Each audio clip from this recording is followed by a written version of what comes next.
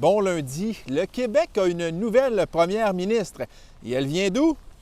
Eh oui, de Trois-Rivières. Et son premier bain de foule était où ce matin? Ben oui, à Trois-Rivières. La deuxième femme première ministre du Québec a fait un arrêt aux Rivières ce matin pour aller saluer des gens, non pas à la boutique Dynamite ou boutique Pierre, mais bien dans une boulangerie. Amélie, t'étais là. Dès qu'elle est entrée dans la boulangerie, Christine Fréchette a été complètement entourée de personnes, de politiciens qui étaient venus la féliciter, lui donner de grandes accolades à ses amis et collègues. Il y avait aussi plusieurs citoyens qui étaient sur place, venus également lui serrer la main. Sur place aussi l'attendaient son père et sa mère qui avaient très hâte de pouvoir la féliciter en personne. Bien, moi, là, ça reste toujours ma fille, mon enfant.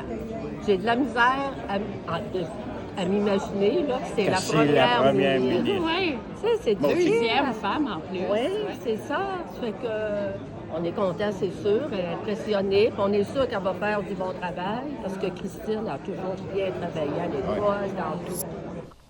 Maintenant, la municipalité de Saint-Étienne-des-Grès est aux prises avec un problème d'eau. Moi aussi, j'ai un petit problème d'eau actuellement, il pleut. Mais là-bas, c'est de l'eau potable, si bien qu'ils doivent s'approvisionner avec des camions citernes.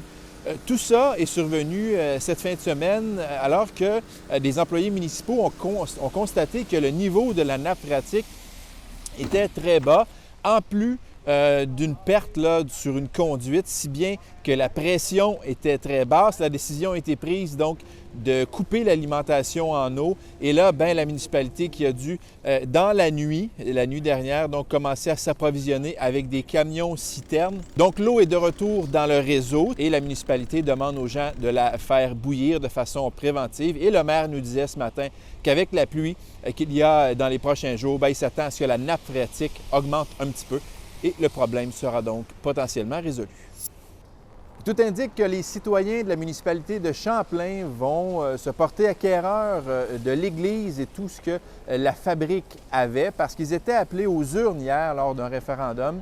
Les gens qui devaient décider si oui ou non ils étaient favorables à l'achat pour la somme de 1 $ à tout ce que la fabrique avait, donc l'église, le presbytère, cimetière, un terrain sur le bord du fleuve. Tout ça vient avec l'obligation d'entretien.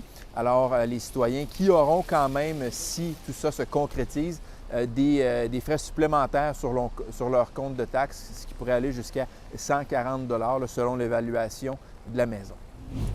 Et puis moi, je vote pour rentrer à l'intérieur parce que c'est une journée pluvieuse aujourd'hui. On se retrouve demain.